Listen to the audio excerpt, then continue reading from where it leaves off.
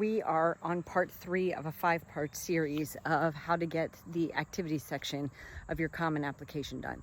I'm Marnie, co-author of The Business of You, co-founder of Blue, and we help students strategize so they can stand out in their college applications. And the activities is a bigger portion of this than they may think, because here is what happens, and I know from watching them do it. They are in a checklist mentality. Let's face it, so much of school is just checklist and get it done stuff that they don't even think about what the intent of the section is. So they see activities and they're like, great, I'm just going to start writing them all down. And then they list them and then they leave them there, which is why we don't recommend starting by putting them in the application. They need to start someplace else so we have time to really think it through and don't accidentally submit with it all over the place. So the first day we talked about brainstorming. The second day we talked about making them meaningful, like the Goldilocks zone. Not too many, not too few. Just right for you, the ones that sound like you.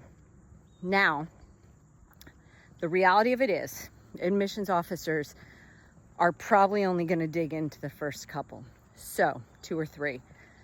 If you ask yourself, what do I want the application officer, admissions officer, to say about me when they're done reading my application?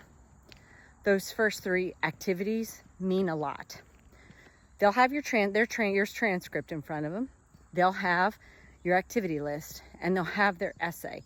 This all needs to tell a story. So what portion is the activities going to say about you?